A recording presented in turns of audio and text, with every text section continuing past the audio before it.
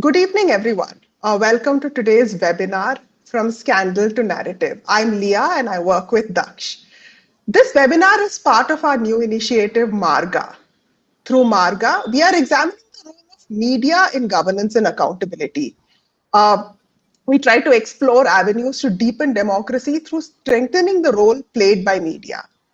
The idea of Marga actually arose from a realization that the quality of media reporting on the functioning of the justice system has a direct bearing on the perception and the level of trust that people have in these institutions.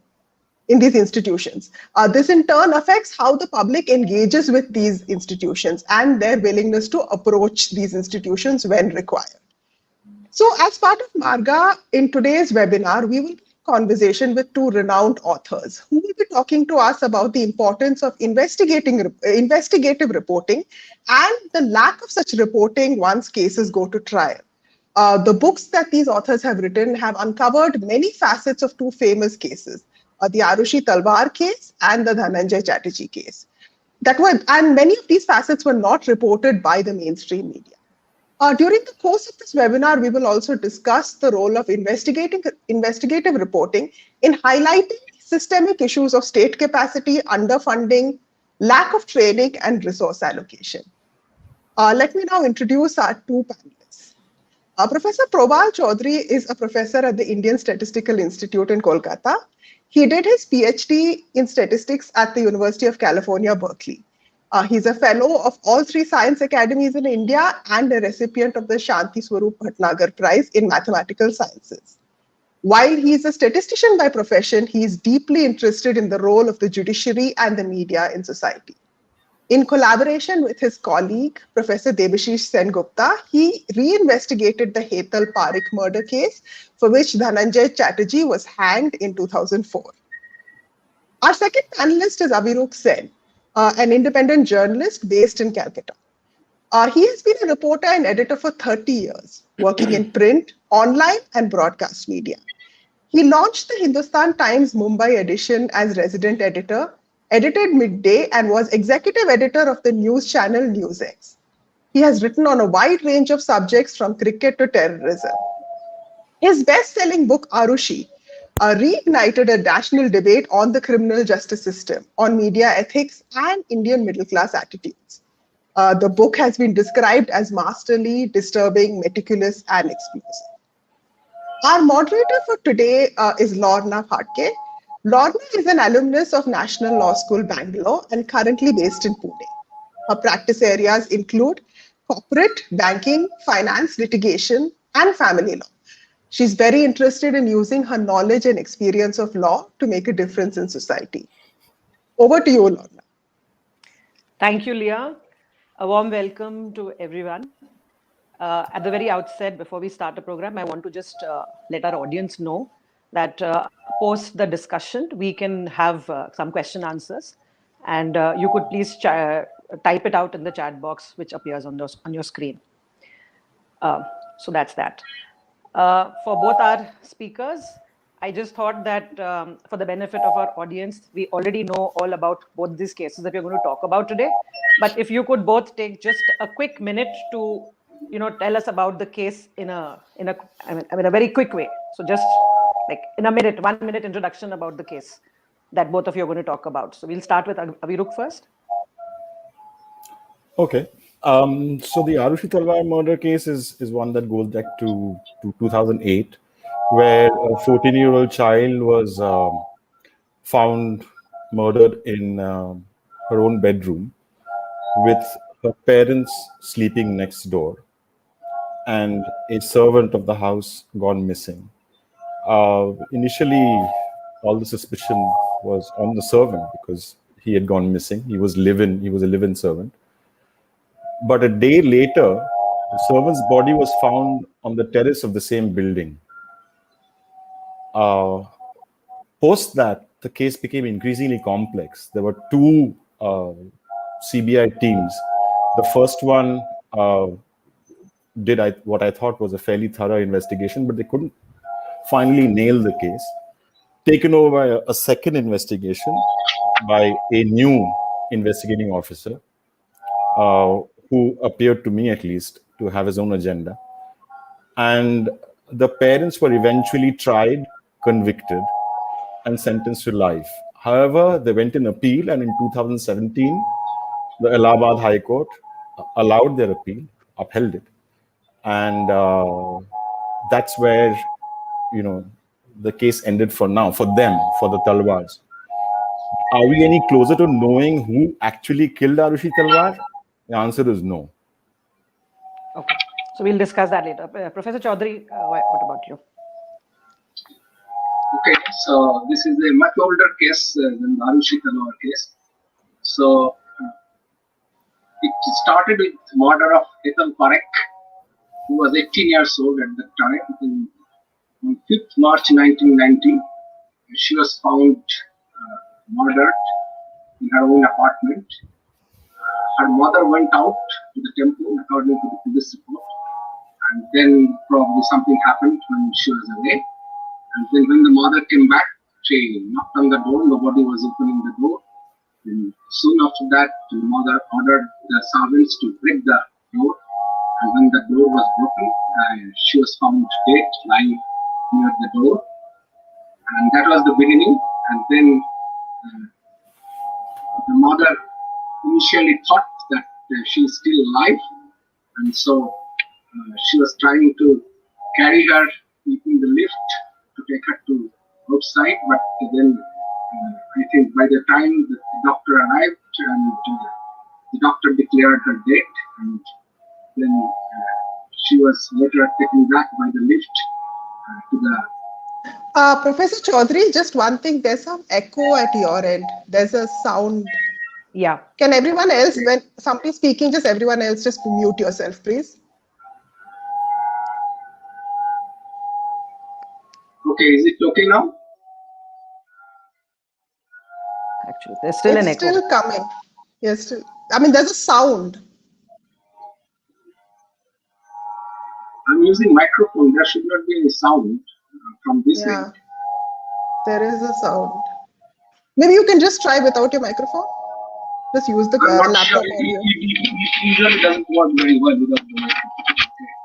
So, I prefer to use this microphone. Is it? Maybe just a minute. Let me just unplug it and plug it again.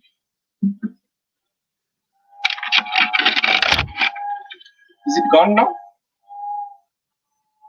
Hello? Can you hear me? It's still there. There's still a noise, actually. It's still there. So, does it go if I mute myself? Yeah.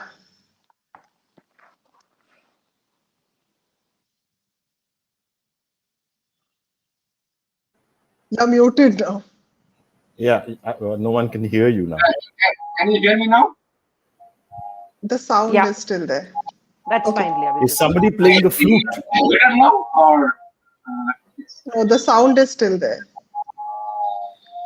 okay? So let me try to close the window. Maybe it's coming from there. Just a minute.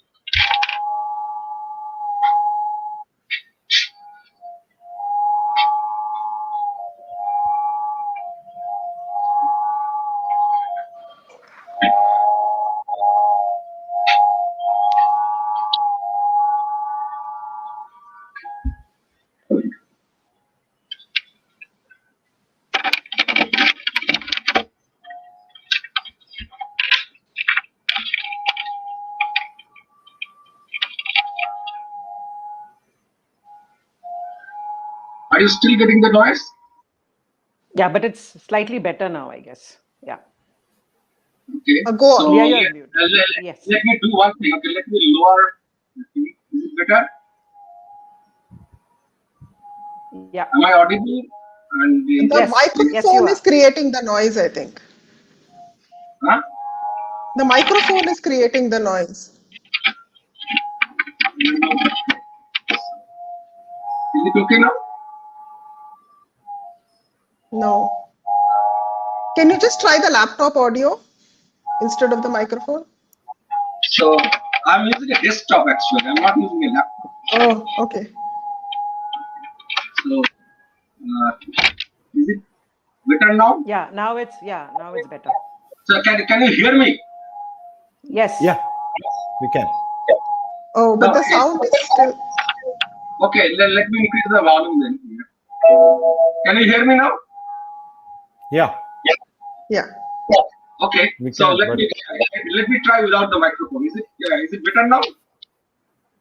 Yes, actually. Yeah. Okay, so should I carry on? Yes, please. Okay, so as I said, her body was found in the apartment, and the mother was carrying the body first in the lift, and then when the doctor declared her dead, the body was carried back to the apartment. Then the police was reported. Police came after a few hours, and at that time, I think it was not very clear how the murder happened. One of the security guards was missing, so they thought he is the prime suspect, and the security guard Dhananjay Chatterjee was later on arrested from his native village in Bakurat in Chapna, and so then the trial started, and during the entire period, Dhananjay was under custody, and the lower court convicted Dhananjay for rape and murder of Hetal Parekh. And the verdict was retained as it is by the higher court as well as the Supreme Court. And then I think the Supreme Court judgment came out in 1994. So in some sense, I felt that the entire thing went at a lightning speed, right? Because the murder happened in March 1990, and even the Supreme Court judgment came out in 1994. So in 4 years, the entire trial procedure was completed up to the Supreme Court. Then there are large number of mercy petitions that were going on, and so Dhananjay was in custody till 2004, when all the options of mercy petitions were exhausted, and then Dhananjay was hanged in 2004 on 14th of August. And then Professor Chaudhary, there is a lot of. Yes. Aviruk, are you able to hear him clearly? I am, but there is I think some Native American flute music going on. So Professor as well. Chaudhary, maybe you could just log off and log in again. And we can just move on. I don't see any music anywhere around me. I don't know from my Yeah. I can log So off. maybe you could just log off and log in. Yeah.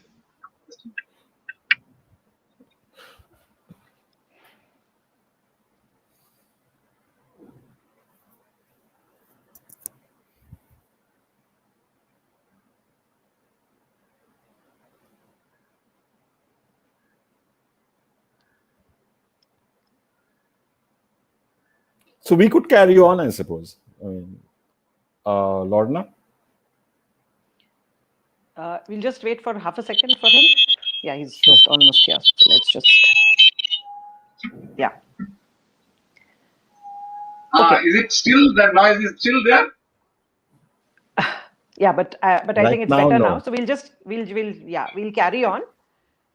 So coming back to the session, my first question to actually both of you is: there are so many such cases which get reported. There are so many such events, such crimes which happen across the country on a regular basis.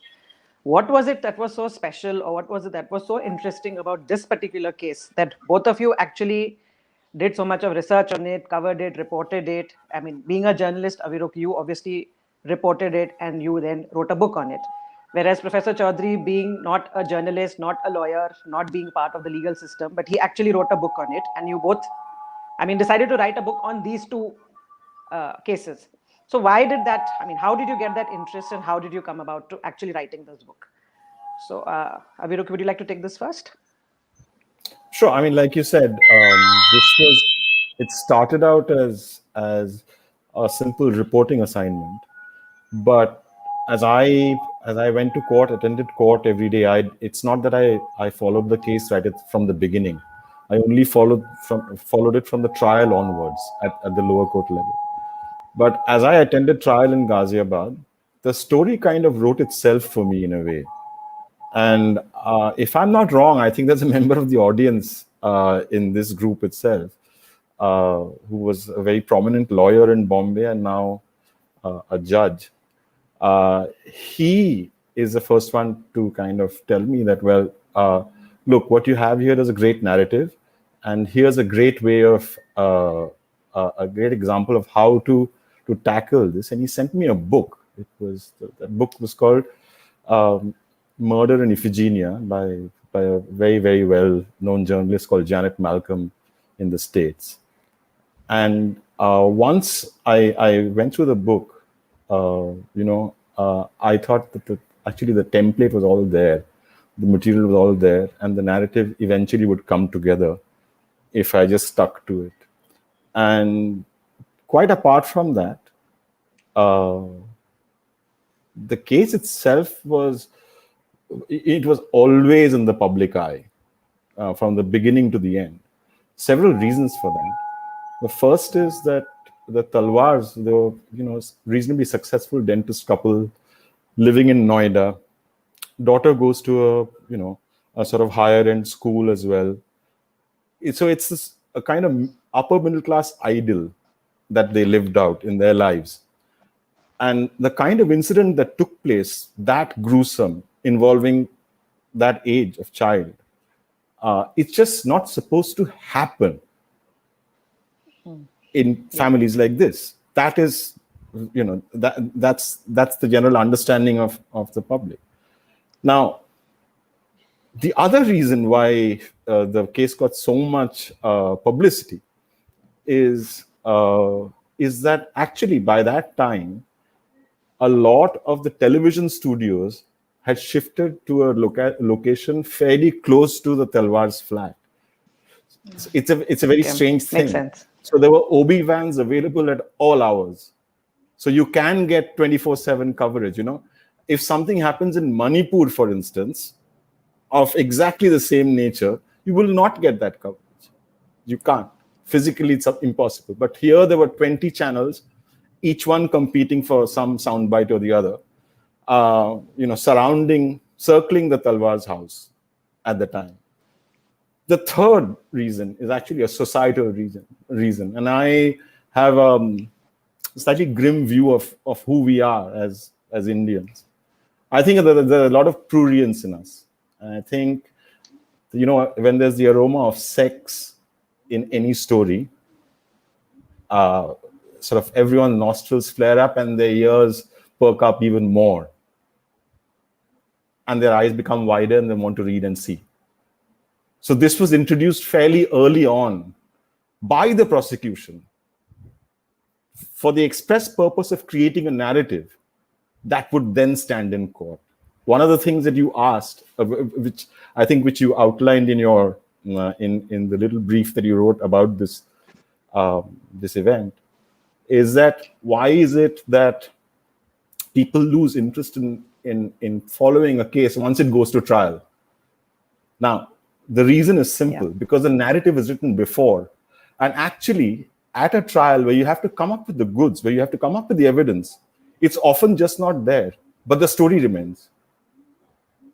So because the story remains, there's a whole kind of wag the dog situation going on here. Everybody believes somebody or the other is guilty, right? Someone is guilty. Everyone believes that, including the judge, especially in a trial court, including the judge.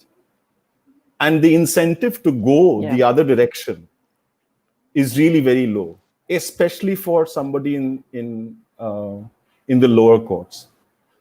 If a trial judge or a magisterial, level court judge overturns what is thought of as, public opinion, he then opens himself up to a tremendous amount of trolling. Nowadays, that's the word for it. Earlier, we used to call it criticism, I suppose. And charges of, say, bribery, isne paisa kha liya to isne wo kiya, whatever, that sort of thing, that kind of thing. It's much safer for the guy to just convict at that level. And then say, they can always go and appeal. We have a 3-tier system. If I'm wrong, then I'm happy to be corrected by a higher court. Fortunately for the Talwars, this is what happened. So, to answer in one line your original question, why was the case attractive? It was attractive because it had so many layers in it. It was a murder case, of course. It was the opportunity to make things like the judiciary less abstract, to describe actually what goes on, to not depend on Bollywood films with one CBI office kind of board on it and some idiot pounding some gavel. No, it's an actual courtroom which is being described. So the opportunity to do that. And then there are all these societal elements which run through the whole thing. The growth of television, for instance, and the power it had in changing the way the media works. All of these things entered the picture. And that's why, to me, that's why the story was this attractive. And actually, it's not a murder story. It's an India story. That's how I look at it. Okay. Is there a particular way in which any reporter would get assigned such a case to report? I mean, is there certain... Luck. So how did you get? No, actually, what happened is that that my friend, frankly, so full disclosure, Meenal Baghel. I mean, we were never colleagues, but we were always in the same city. She used to edit the Mirror. I used to edit the Hindustan Times, and I was back in Delhi, just having finished a stint with NewsX, and she called me up and she said, "Look, this trial is going to start, and would you like to cover it?" So I actually love reporting. I mean, if someone were to give me like a choice of jobs in the media, there's no queue outside my door, by the way, to do that. So I would always say, a reporting job or reporting and writing job would be my thing. And I said yes. So I had no idea about the case before. In one sense, that was a good thing because I was not predisposed. Because when the events actually happened, I was in the States doing another book. So I didn't know what was going on. I started understanding the case from the trial itself. And that's really helpful. Because what a trial does is that it presents to you both sides. There's no need to ask for a version from someone else. It's right there in court, If the information is public, it's in front of you, and both sides are represented. And that essentially is a story. Yeah. And how easy or difficult was it for you to really understand the processes and the system, considering that you said you hadn't covered this kind of a case before? The process, you wouldn't be hands-on. That's the other wonderful thing about my profession. I mean, as journalists, most of us understand very, very little. We may pretend to otherwise. But one thing that it does, I mean, what the job demands of you or makes you do is try and be curious and learn about stuff. So we are generally never shy of asking questions. And of course we make mistakes. But I suppose personally in my case, I'd been around in the profession for a long time. So I had a basic understanding of procedure, but I was not by any stretch an expert. So I was learning on the job every day, in fact. Sure. And that actually throws up wonderful questions, because that's exactly the sort of questions that like a lay reader would ask, is the kind of question that I would ask. Sure. So that makes for clear and good reporting. Yeah. Professor Chaudhary, what about you? I mean, how did you come up with the idea of writing this book and investigating this case? Okay. See, I mean, I think writing the book was really never in our mind. Okay. Initially, when we started working on this project, actually when the murder happened, neither I nor my colleague Devashish Sengupta were in the country. We were doing our PhD work in the US. And it happened in March, and we returned at the end of 1990. And by then the thing disappeared from media. So the Hetal Parekh case, I think, came back in a big way in 2004 when the hanging took place. So, but the first few days after the murder, media was covering it, and there were essentially police briefing at the Lal Bazar that the media was reporting, nothing more than that. Okay? And then it completely disappeared from the media, and it came back in a very big way in 2004 when both of us were in the country. And it's like, I mean, in Calcutta at that time, whether I travel by bus or travel by train or travel by taxi, everybody was talking about hanging of Dhananjay, and the city was sharply divided, some in favor of hanging and some against hanging. And we really didn't know much details of the case at that time. And but we became increasingly curious about it. And then a lot of things were happening at that time, and hanging was rescheduled several times. And there was a period of time when the family of Dhananjay came and they were on a dharna. So initially, our involvement in the case was sort of out of sympathy for the family. We didn't know whether at that time whether Dhananjay committed a crime or not, but the suffering that the family was going through touched us. Okay, so we wanted to help the family. So we got in touch with the family, and I, Debashish Sengupta, and one of our friends, Paramesh Goswami, we went to the village after the hanging within 2-3 months and talked to people. And slowly, we started becoming suspicious about the entire thing, the way it went on. Okay?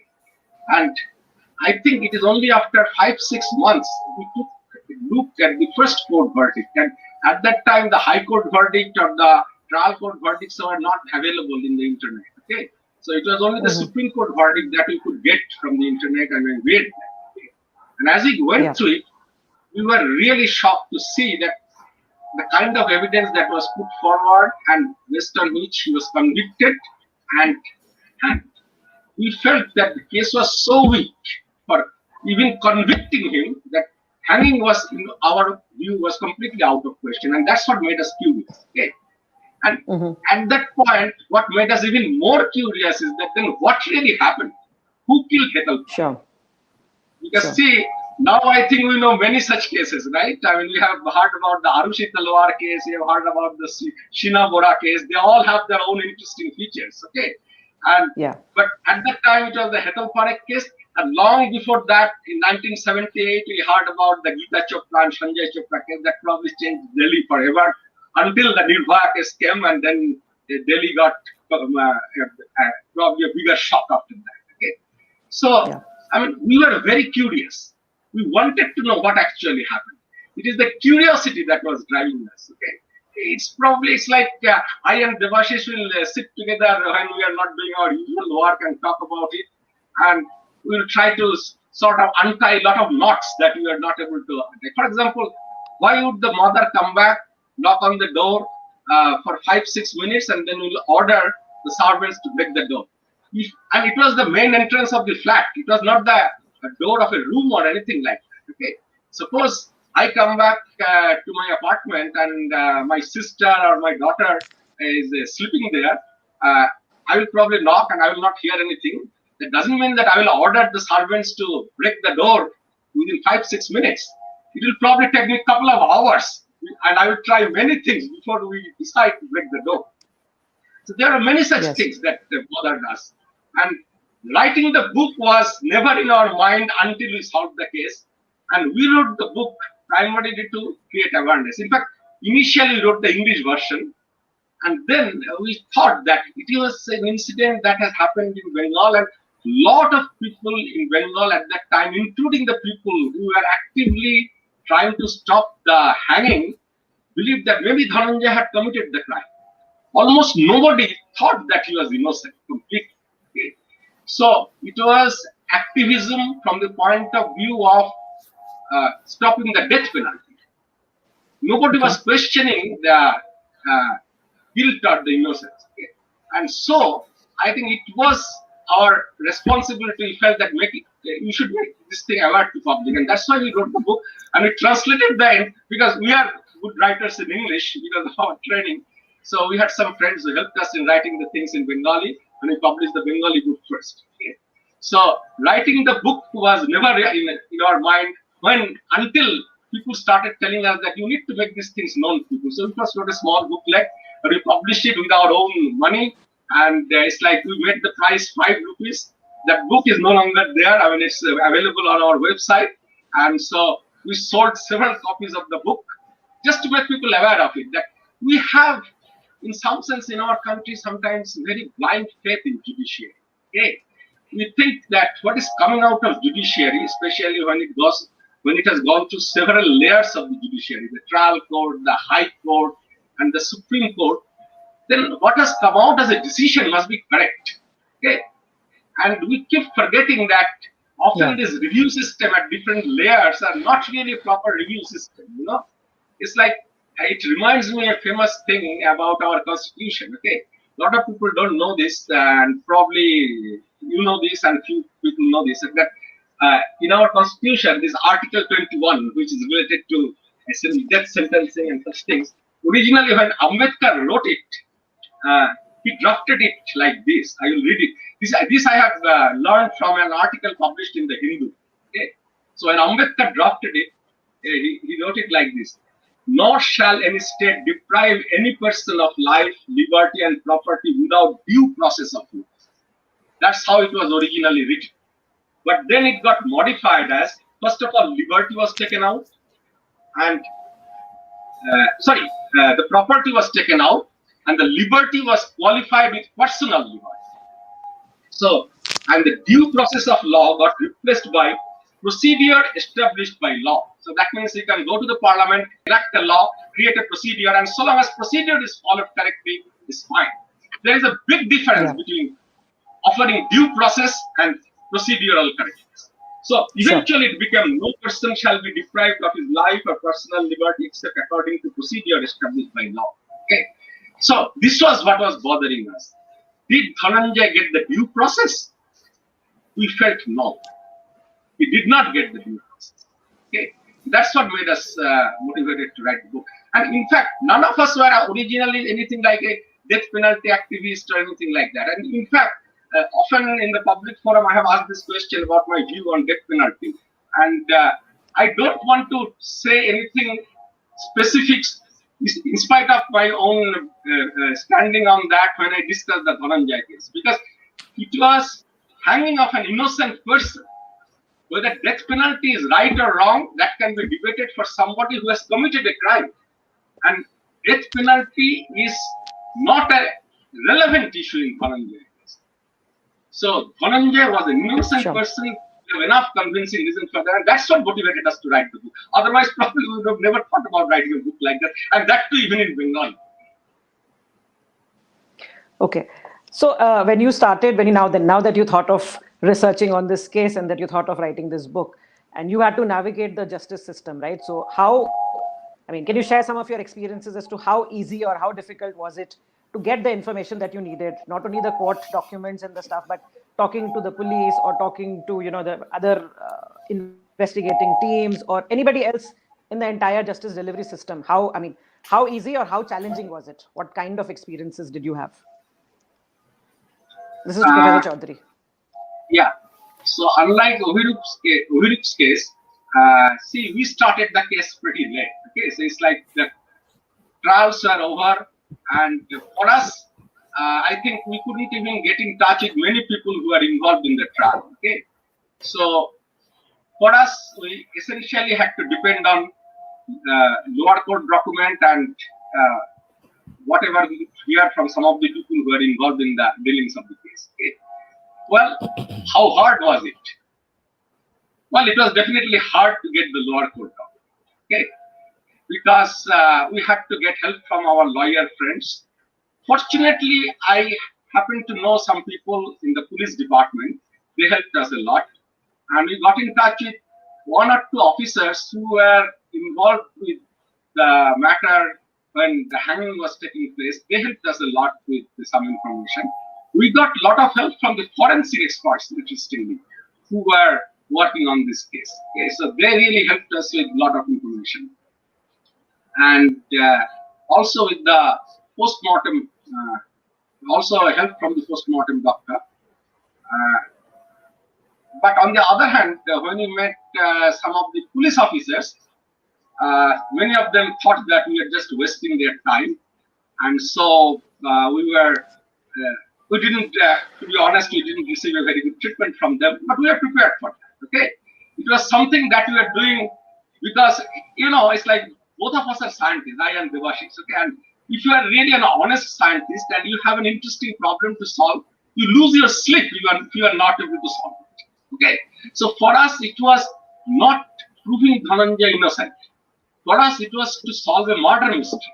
Okay, how this could possibly happen in a place like Bhavanipur, in a flat which is in one of the most secured apartment, and that too at a time which is like around something like 5 o'clock or 6 o'clock in the afternoon. And the security guards were around, family members were, well, not around right at that time, but they were around shortly before the incident and shortly after the incident. And there are all people around this. And this was in Padmapur area. So how this could possibly happen? And it was never in our mind that originally that even a family member could be involved in that. But as we are trying to untie the knots, we are slowly getting into that. And then it was a hard task. We thought that we need to talk to some of the neighbors. Okay. And we started talking to neighbors and we got some interesting inputs. I will not share all the inputs here, but I will share two. One of the inputs that we got was about the behavior of this little girl, Hetal, who was 18 years old at that time. And also a lot of information about the family and the mother. Okay.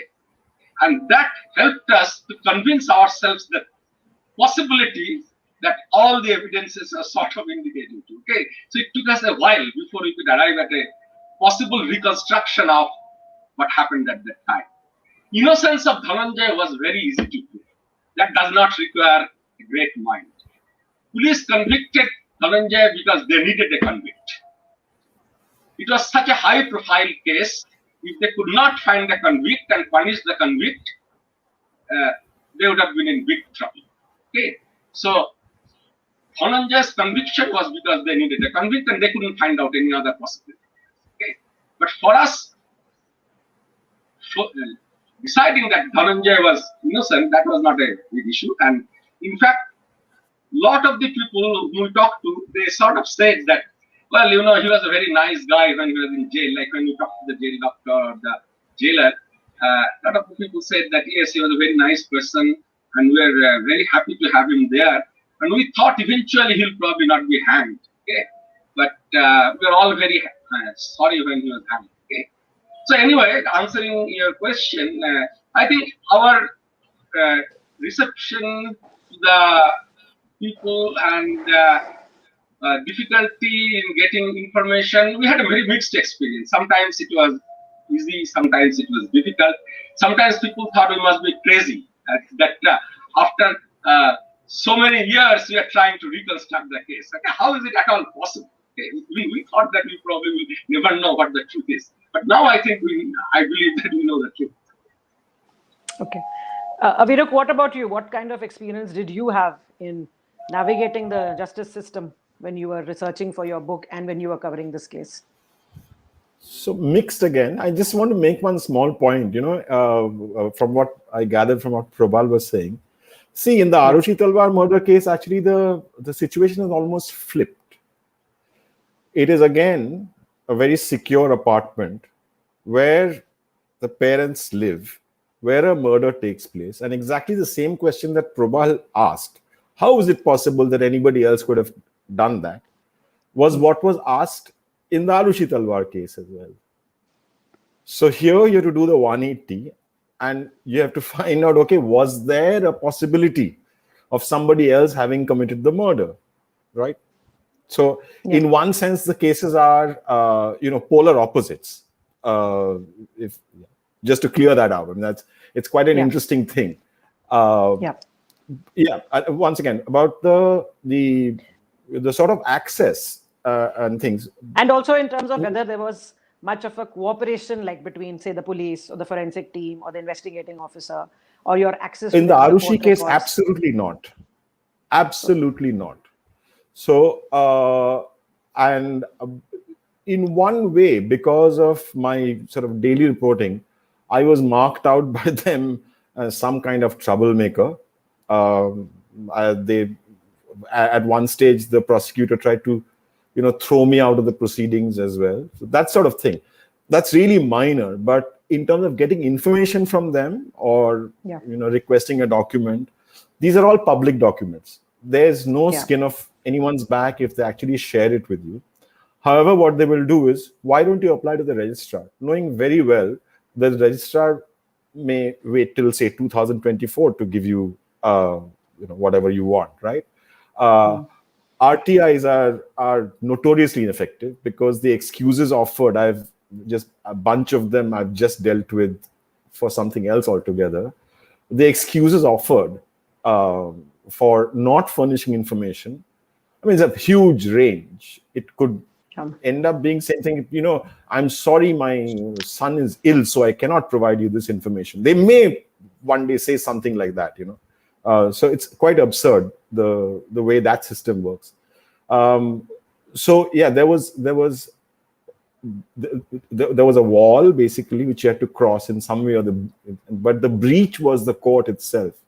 So what I would have to do to get around this is wait around in court till the text of the court proceedings was printed out, butter up the guy who does that, and then take it home and write my copy. The testimony I was there for. And of course, I mean, whatever lawyers could provide, they did, including, say, forensic reports and all that. But a lot of the information is also public. Say, for instance, in the Aarushi case, it was not supposed to be a case at all. The CBI wanted to close the case, or so they said. They filed what's called a closure report with a lower court in Ghaziabad. But that closure report was filled with so much bait that a judge who had been primed to take that bait would then immediately say, no, there's enough here.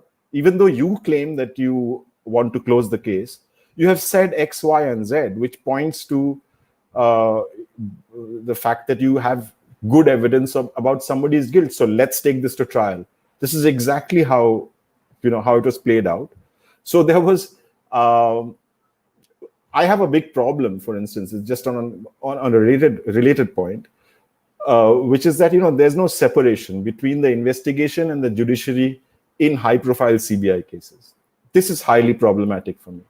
So it's a CBI court. The CBI investigates.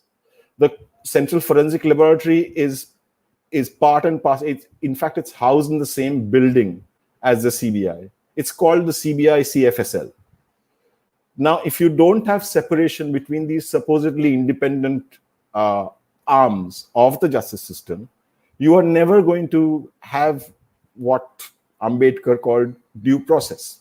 You can't, because they're all intermingled. If the CFSL chief's leave application has to be signed by the CBI chief, then he's beholden to the guy anyway. So that's just an example. I'm just saying that it's very rarely that the two will be in opposition, which really, I mean, statistically, Probal will tell us it should be a 50-50 chance, right? I mean, out of 100 cases, I mean, you will find that some forensic reports will go for you, some against you. I mean, it's like tossing a coin, I suppose. Yeah, but that doesn't happen.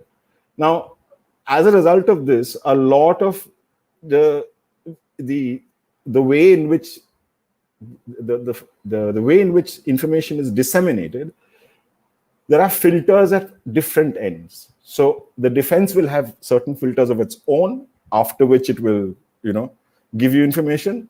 And of course, the prosecution has very serious filters of its own. It's already put out the narrative that it's want to put out. If there's anything that goes against that, they're going to block it, even if it's in the public domain. They're going to make it as hard as it is for you to get that information. But you know what? Eventually you do. Eventually it does come out. So they should get over it and pass on everything to us. It's fine. Okay. Yes. I yes, think Professor. I think Ovilu made a very interesting point. Okay, how separated are these two systems are? The police and the court. Okay, see what Ovilu said about CBI court is absolutely correct. They are not even formally separated. It is the part of the same system. What we see in the Dhananjay case, they are formally separated.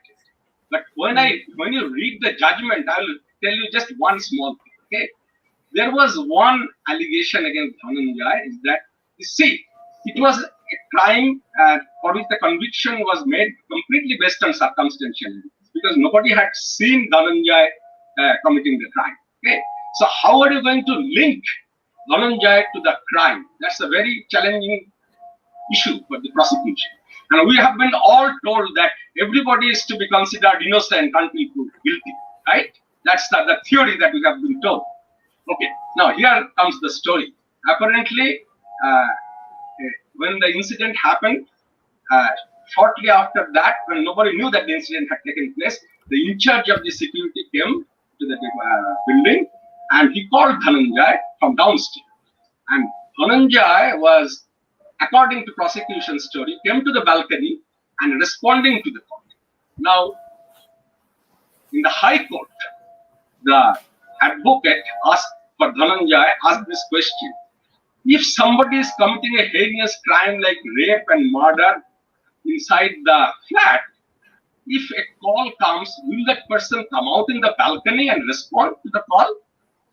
And judges put a response to the comment from the advocate. It is not the public prosecutor who responded. The judges said people's psychology may be very different, and depending on the psychology of the person, people may behave in very different ways. Okay, so if you read the judgment in the High Court, that is really bothersome. Okay, so you see, when the advocate is pointing out a flaw in the prosecution's argument, judges are becoming very proactive to fill out the case, because it is like a crime committed in Bhavanipur area in a high secured apartment. It's like the crime that has committed in my own house.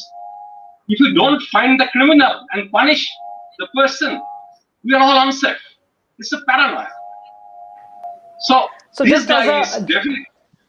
Yeah, so just as a follow-up to what you're saying, Professor Chaudhary, if, for example, like how you're talking about the watchman coming out and looking from the window when he's being called out, like those kind of small bits and pieces of, whether you want to call that evidence or whether you want to call it as snippet of pieces of information, in both the cases there have been instances where something must have been overlooked by the investigating team or by the police or whatever. Why do you think, or how do you think it happens that, like ordinary people like you and like both of you, we are understanding that this could be something which has got left out, but how is it that investigating teams didn't really consider it? I mean, why do you think they didn't look into it? I can kind of.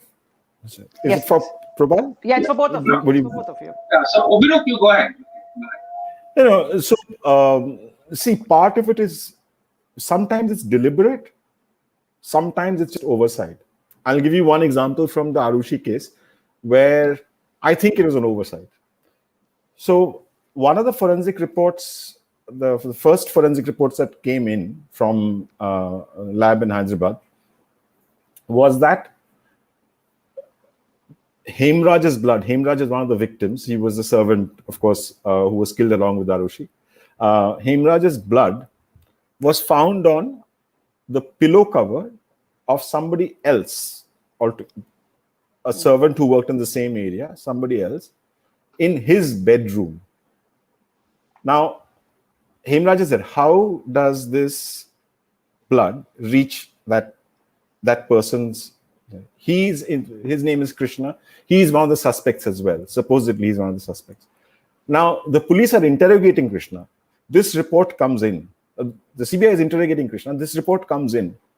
But Prabal sort of back me up on this. Forensic reports are quite dense to read in that, there's a lot of A, B, C, D, and there's hundreds of cross-referencing. So you have to really sit down and kind of give an exam almost every time you go through one of these. And it's quite easy to miss some things. But that report clearly said that there was evidence of Hemraj's blood in somebody else's room who lived in the same neighborhood. So the blood had traveled somehow from the Talwar's flat to this other flat in the same complex. Now, that would be very, very strong evidence against the person on whom the blood was found, correct? If it was not missed. Now, when it gets discovered, in fact, it gets discovered by the Talwars.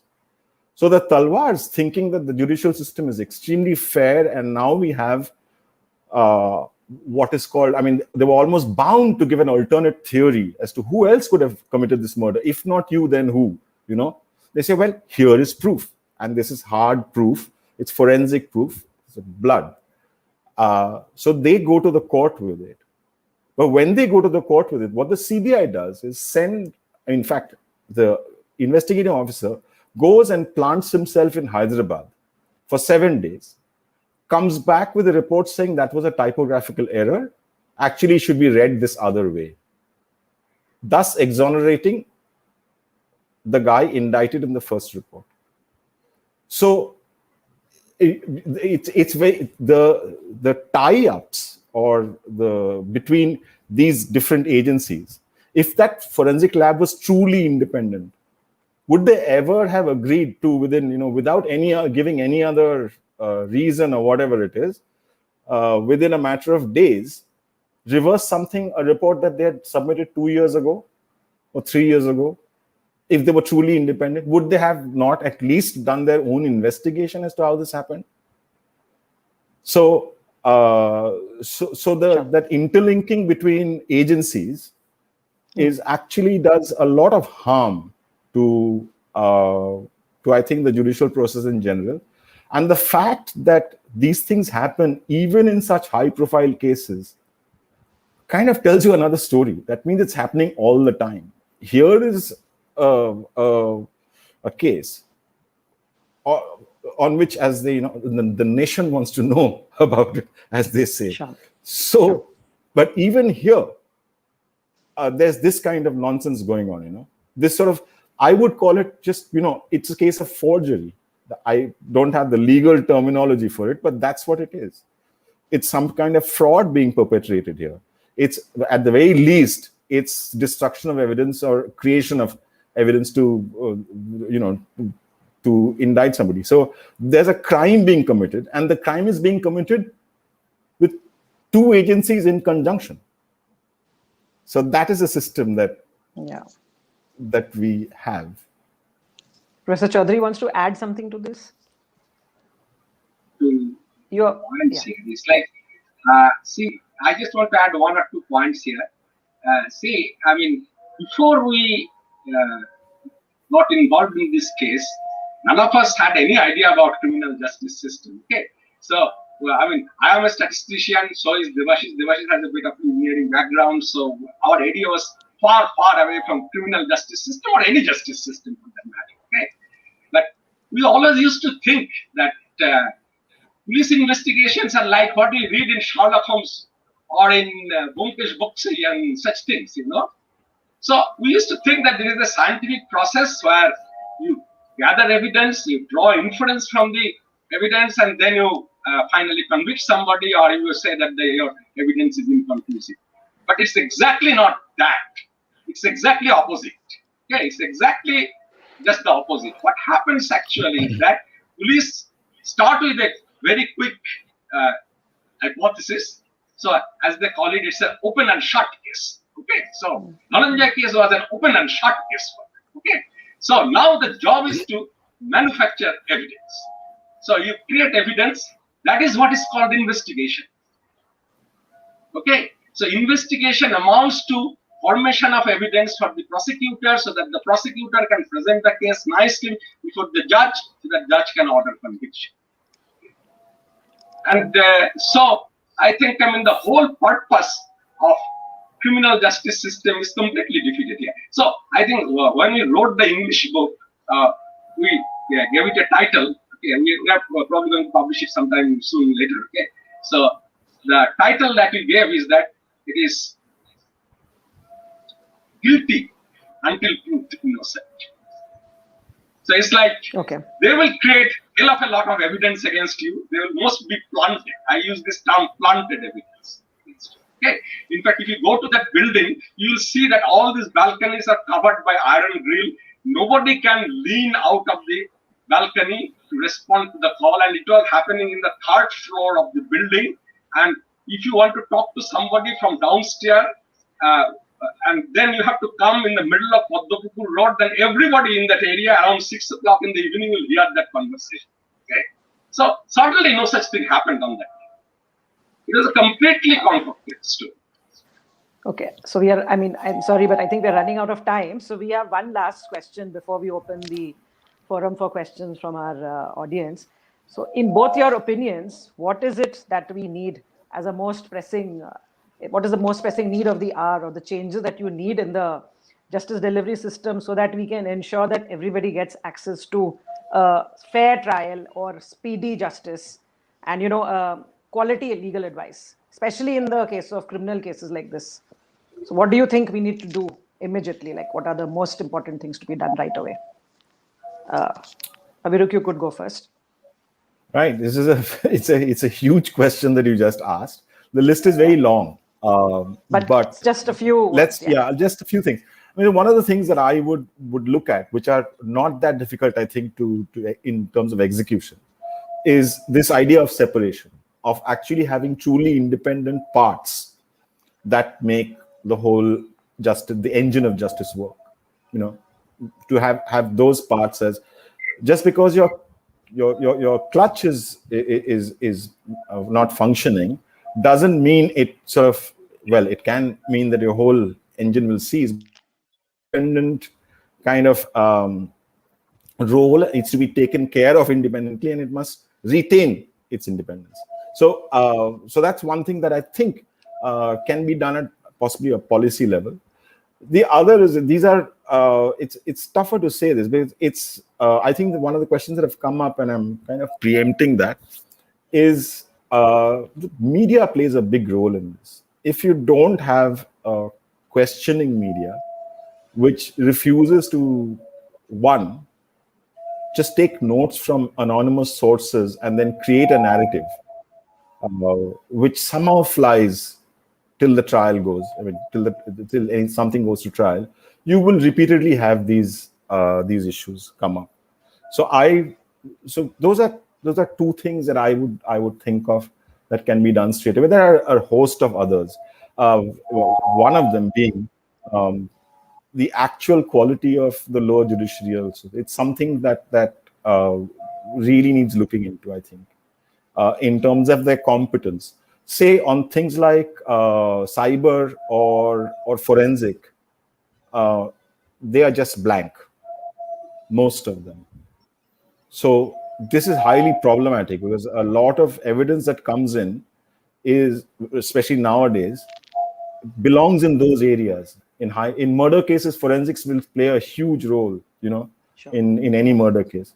So there is an issue with that, with the quality of the lower judiciary, and the idea that the public prosecutor or the say CBI's counsel or whoever, the role of the prosecutor is he is actually an officer of the court, and he's paid by our taxes. So it is not for him to go about trying to fabricate evidence and tamper with witnesses. That is not what we are paying him for. So this needs to sink in somewhere. And I think one of the ways it can sink in is to make an example of some people who have been involved in cases like Arushi or Dhananjay Chatterjee. So tampering with witnesses, if you or I did it, we would be in jail. If he forged a document, we'd be in jail. Sure. Right? So how is it that the public prosecutor and the investigating officer can do all of this nonsense and nothing happens? And we pay for it. That's the irony, is that we are paying. Yeah. So, Professor Chaudhary, you want to add to the question? Yeah, I think Abhiruk has touched mostly on the judiciary side. I will say a little more on the media side. Okay.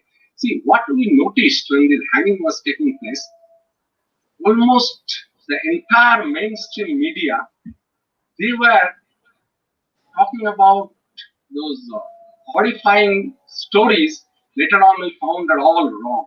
Okay, I'll tell you one or two of them. Like, one of the things that came out, the mainstream media at that time, at least the local media, that apparently Dhananjay committed a rape after killing the girl. But you go to the post-mortem report, it's very clear from the statements made in the report that all injuries were ante-mortem. There was no post-mortem injury anywhere. Okay. Yeah. So this was a story that was made by somebody, and then the media took that, and that's what apparently made it like a rarest of the rare case. Okay. And then it's like, how can Dhananjay survive and drag the trial for so many years if he is not having some support from some people? Okay. See, the thing is that the trial was really over within 4 years. And it was the mercy petitions that were either lying with the governor's office or with the president's office or with the Supreme Court, various curative petitions that was causing the delay. And this is not uncommon. Okay, so still there are many prisoners who are on death row, but the execution is not taking place. Okay? Yeah. And so media sometimes has this problem that it's like, so media has this audience who are like their customers. Okay, and unfortunately, what I have learned while working on this case and while talking to a lot of people, a large community of people who are around us think that rape and murder is such a heinous crime. If anybody has committed that, must be punished with death sentence. Okay, for the sake of argument, if I accept that, they are no longer thinking after they hear about a rape and murder and somebody has been convicted, is that whether the conviction is right or wrong. Yeah. And because a large number of people who will be reading the reports in the media would like to see something, media sort of gets swayed there. So media is kind of selling what will be sold in the market. And that's extremely dangerous when you are playing with people's life. Yeah. I think Dhananjay's case got such a big hype in 2004 is that probably this poor fellow would have not been hanged and would have continued in jail even today unless media made it such a big thing. So media has a very serious role to play. What Ovirudh did, he tried to attend all the sessions in the court, which is very impressive. I wish I had that opportunity to sit in the trial court and go through that. I did not have that opportunity. So I had to get the paper book, which contained all the testimonies and other evidences, and I had to go through hell for that. Okay, so in fact, I had to get my lawyer friends, get the clerks, and spend hours convincing the clerk. And then, because one of the problems that he faced is that Dhananjay's family did not have any documents. And the documents were with Dhananjay's lower court lawyer, and the Dhananjay's lower court lawyer was no longer alive when he started the case. Sure. So when he started working on the case, he was no longer alive. Okay. So we got the things, and then we had to go through it, and it took us a lot of time to understand a lot of things, and we took help from legal experts and other people. Okay. But media, if you see the lower court document and look at newspaper reports that came out in 2004, put them side by side, they're completely orthogonal. Whatever they are saying in media, it was something to sell to the public. Sure. We will take audience questions now because we have a few very interesting ones which are coming your way. The first one, which is actually for both of you, it says, did either of the authors interact with any member of the judiciary unrelated to the cases in relation to the investigation of their cases? If yes, what happened? If no, why not? Who would like to answer first? Mine is a fairly short answer. The answer is yes. One has to, because there are many things that aren't clear to you or you simply don't know. So I had,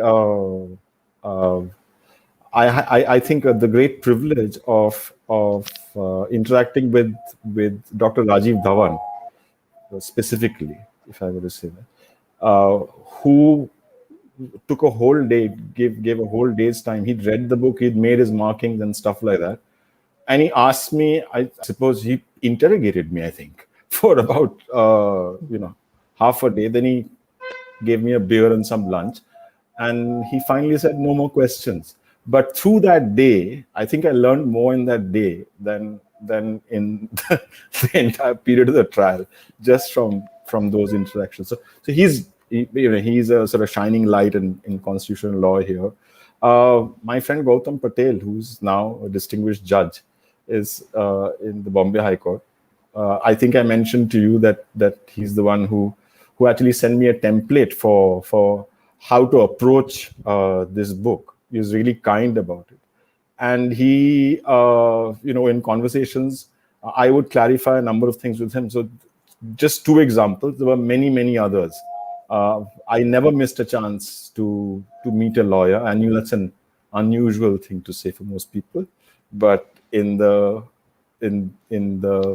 context of this case, I tried as much as possible to meet legal minds and pick their brains basically about this, what is right and what is wrong. So sure, yeah. What about Professor Chaudhary? You're on mute. You'll have to unmute yourself. Yes, so we also talked with a lot of ex-judges. See, in our case, we had a small advantage, is that many of the even officers and those who were in public prosecutors were retired. They were retired, exactly. So you have got the point, okay? So they could talk to us freely, okay? And in sometimes they said that, yes, that's how life is, okay? So they confessed that they are not always doing things honestly, but there were some who strongly were holding, and there are some, so there are three categories. Some of them sort of lightly admitted that what they were doing were not right. Some of them were strongly saying, okay, there is no doubt that they had solved the case perfectly, and Dhananjay was indeed committed the crime, but maybe hanging was not right after 14 years in the jail and such things, okay? But then there was a third category, obviously, who even after retirement were afraid of public. So they will just say that, oh, it was so long ago, I don't remember. Okay. And we heard it from one of the investigating officers who I know had a witness picked up from Dhananjay's village, who was actually selling tea in the local police station. So they went to Dhananjay's house and seized a lot of things. They prepared a seizure list. And when you prepare a seizure list, you need signature of some witnesses.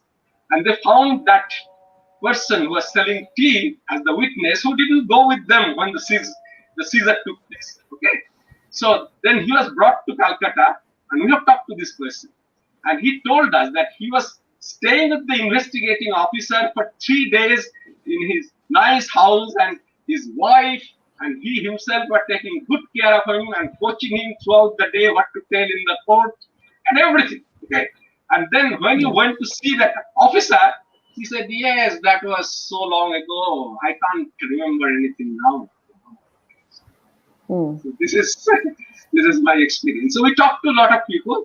A lot of the retired judges were quite helpful, and they helped us in interpreting a lot of things. And a lot of the forensic officers are extremely There is another thing that we learned while working on this case is that sometimes what is like a junior person will be sent to the court, because nobody wants to go to the court for testifying or appearing before the judge to answer the questions from the lawyers. Okay, so maybe it's true in journalism as well.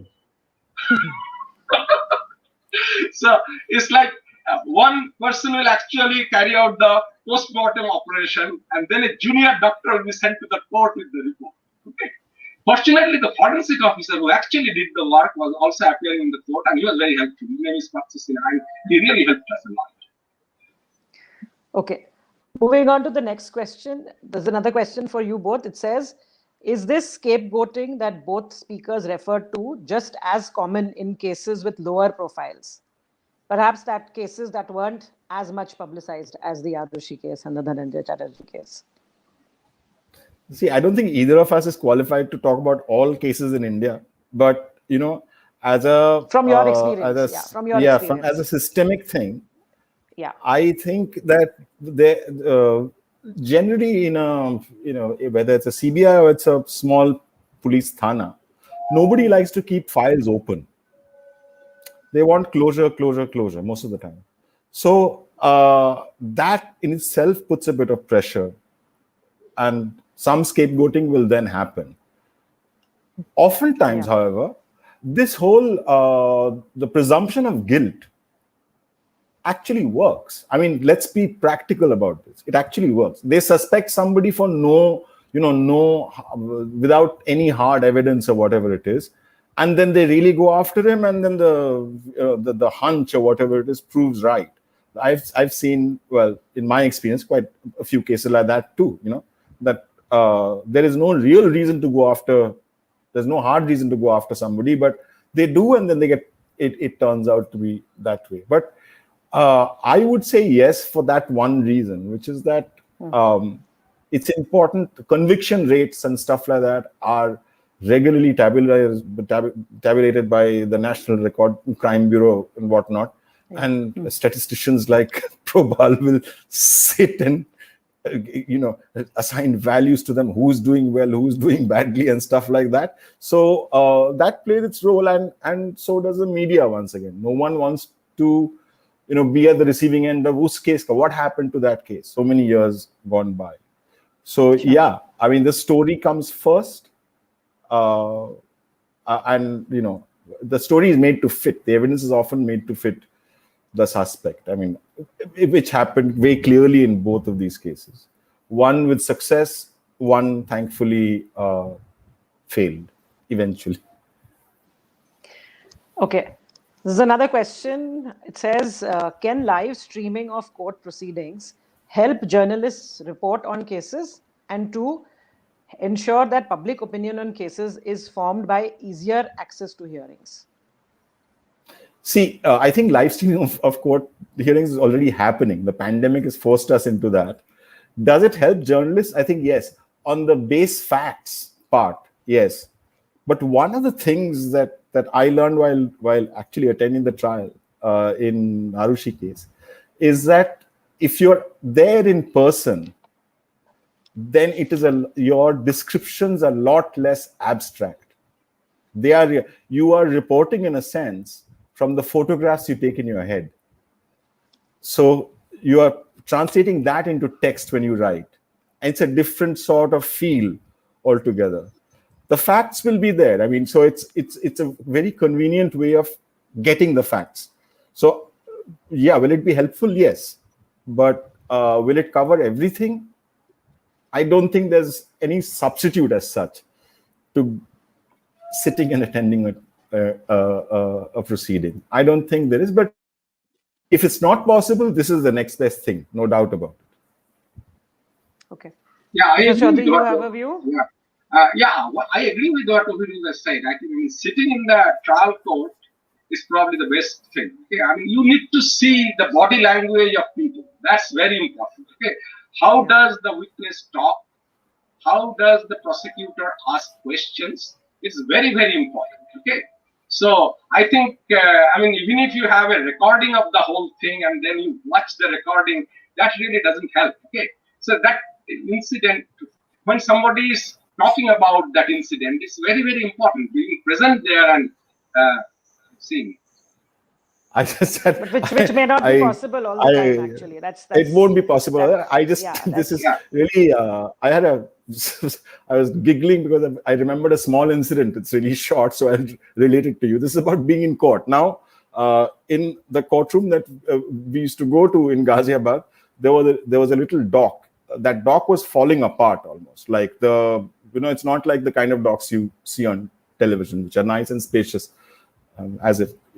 However, the other case that was going on simultaneously around then was this medical scam case from Uttar Pradesh, where I think about 1/3 of all doctors in Uttar Pradesh or something like that had been indicted. So at any given point of time, there were some 18, 20 defendants.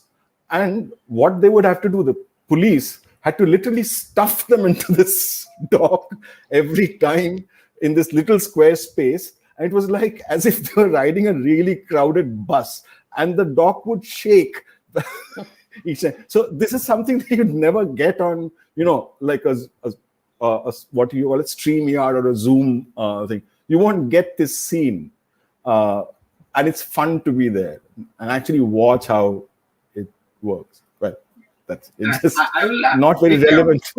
No, what Abhijit said, it reminds me something. Okay, see, in case of the Dhananjay Chatterjee case, when the trial started, Hetal's mother was one of the early witnesses. So she was called, and if you go through the court proceedings, you'll see that she was missing court appearance one after another. So she was missing court appearance one after another. And then at one day, I think the judge said that if she doesn't appear next day, then she will send the authorities to arrest her and bring. And then she appeared right on the next day. Okay. Now, this thing has never been reported in the media, that the mother was not coming to the court until court sort of forced her to come to the court. So unless you really attend the trial, this information you will not get. Okay. So one another question for Aviruk, this is, over the years, have you seen any change in the way how information is made available to the journalists regarding cases they follow? I see one good thing that has happened over, from the time that I started to now, is Google. It is quite excellent. So your dependence for very regular things, or for just important journals, for instance, is reduced a great deal. You don't have to call up some very famous lawyer and say, "Sir, can I come to your library and look at this?" So that part, yes. So in terms of it's not that people are necessarily more open to giving you information, but everybody knows now that you can have multiple sources from where you can get the information. So in one sense, yeah, it has become a little more open. But on the other, there's one big change. That change is the speed at which information is exchanged. This is very critical. So conventionally, I used to report from Bhopal at one point of time, where you had to go to the telegraph office, sit down on the teleprinter, type your copy, and wait for it to come to Anand Bazar Patrika over here in this thing. Now it's like, it's instantaneous. You can do it on the phone. So, and it works both ways. You're asking someone something, you can get an immediate response. So that way, technology has changed a lot. For the better for journalists. Sure. But in terms of attitude, I don't think that will ever change, because people who want to hide information from you will continue to do so because they have a motivation. People who want to give you information will also continue to do so because they too have a motivation. When a journalist asks questions of anyone, say I ask you, Lorna, what's your name? You're not bound to tell me. You're not bound to tell me. You can just, walk away. You have to see, some kind of interest, whether it's a completely personal interest or something wider, for you to give me information. So it's when those two things converge, when it is in your interest and the public interest that you provide information. Sure. Yeah. So that is the person who's giving you information. The other guy who is not giving you information has a motive for, maybe he doesn't like your face. I don't know. But generally it's because they think that what's going to happen if I give this journalist information is not going to be very good for me. So those two things won't change. The speed and access, otherwise, these things have changed for the better for journalists. But the basic character of people you ask questions of, I don't think human beings have changed in the last 15 years that much. Okay.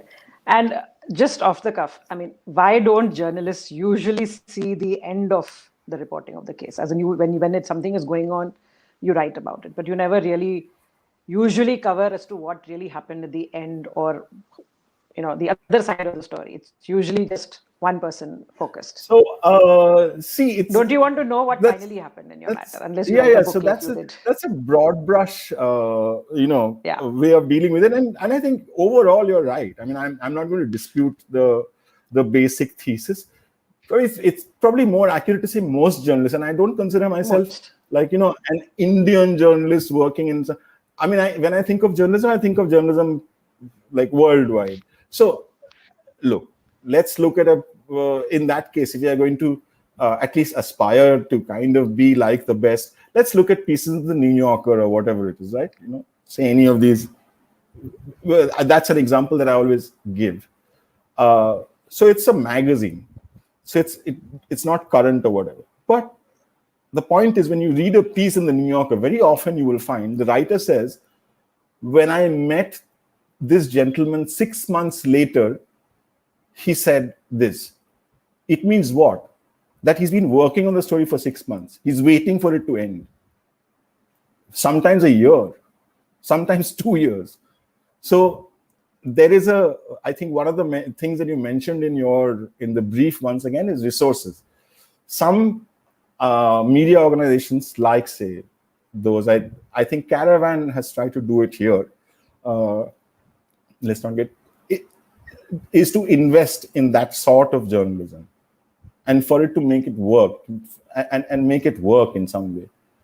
Create their niches so that this is never going to be a mass media thing. It's never going to be like every day in the Times of India, God forbid, you will read some very heavy-duty investigative report, a series of. You won't. That's not going to happen. Yeah.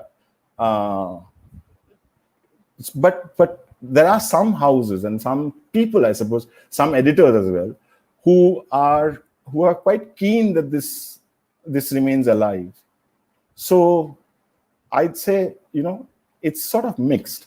So some people do want to. I'm on the other side of it. I'd say some people do. Some people do want to know what happened at the end.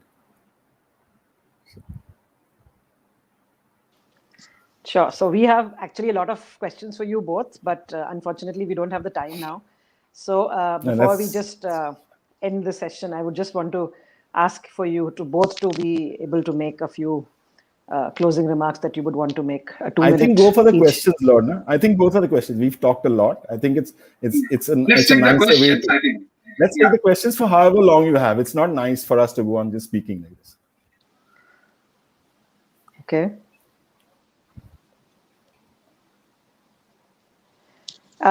The next question is, how much leeway by editors or news organization is given to journalists to go beyond the police narratives or official versions and seek corroboration?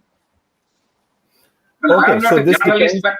but Oviru, can I say something? No. In spite of the fact Absolutely, that sir. I am not a No, journalist, go ahead. I have a lot of interesting experiences. Okay, so when we started working on it, I mean, this is something Oviru is going to like. Okay, so a lot of young journalists came to us when we were working on it, and they said that, can you prepare a small write-up for us? Then I said, okay, we will do it, and then maybe maybe you can work on it and then show us that, because we don't want it to go unedited. We want to see it, and maybe we would like to edit it. Okay, and these young journalists have come back to us, but it never came out in print. Okay. And this has happened more than once. So that, I mean, in spite of not being a journalist, I know what goes on in these publication houses. Okay, so for maybe some young people would like to do the work, but the people higher up, they will stop it. It has happened so many times with our stories. It's like, I think unless probably some of the cases had happened around the same time, our stories would have also not found space in the media.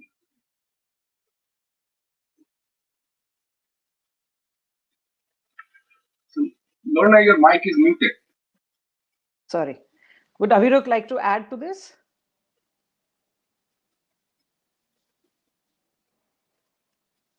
Aviruk?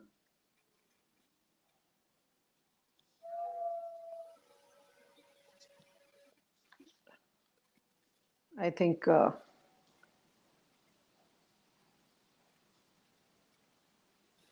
okay, I'm going to take this opportunity now to thank you, Professor Chaudhary, for being with us here today and spending this good session time with us. And I'm going to now hand the mic back to Leah. Leah, over to you. We seem to have Yeah, lost your microphone is muted. Yeah. Okay. Big thanks to Yeah, both the Avirup is panelists. also, yes. Yeah. Avirup, you want to answer that last question before I Yes, please. give the thanks? Yeah. We can't hear you. I think Your mic is muted. Can you hear me now? yes. Yeah, we can. Yeah. Clear? Yeah. Or have I gone off again? Okay. No, yeah, we tell can me. hear you now. Yeah, what was the question once again? How much leeway is given to journalists to go beyond police narratives, official versions, and seek corroboration? Depends entirely on the editor. It actually does. It depends on the individual concerned. That's exactly what I said. I'm sorry, I missed that, but that's it. So there are, it takes all types. There are what I call conservative people, and they have their value, tremendously valuable in certain situations where it's really important to get a very clear police narrative. Say in a terrorist attack in this thing, no journalist knows what's happening at the time. It's really your good city editor, your good bureau chief, or your good editor who will have those contacts and send you and say, well, go to this guy, he will give you the lowdown.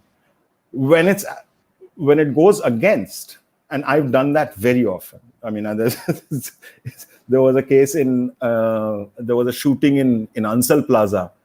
Yeah. This was during when L.K. Advani was Home Minister. And there was a very prominent, so there was a shooting in the garage, the car park at Ansal Plaza. 2 terrorists were shot. So in fact, when the reporter came back with the story to the office, I looked at it. It seemed fair enough as a story, but once again, I just thought that, well, I have at least 7 questions that aren't answered. And so the story was not the story, but the 7 questions. Fortunately, for that time, we had, I knew somebody who was a cop, whose version we could also take on those questions, who was completely involved in that. He had his own answers, but the questions themselves made the story. And it was good to have the response. You will very often find that there's some opposition to it, and some of the opposition is valid. You don't just come back with some nonsense conspiracy theory and say the police are wrong. I mean, a good editor will sort of see through that as well, and go with the police version. Because what seems more plausible, as a reasonable person, what seems more plausible? What the reporter is saying or what the police is saying? You will, of course, trust the reporter because that person works with you, you know them, and all of that, and they have a job to do. But if they are making a plausible case, then the answer is, as an editor, you should always allow it. And as a reporter, if it's not happening for you, then be dogged about it. Make the guy understand what you're trying to say. So that's, yeah. So leeway is a subjective thing.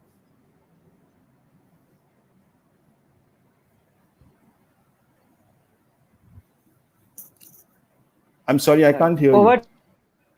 Over to Leah now. I mean, we've almost at the end of the session, and we've had such an interesting evening. And I'm sure we can talk so much more if we had the time, but unfortunately we can't. Leah.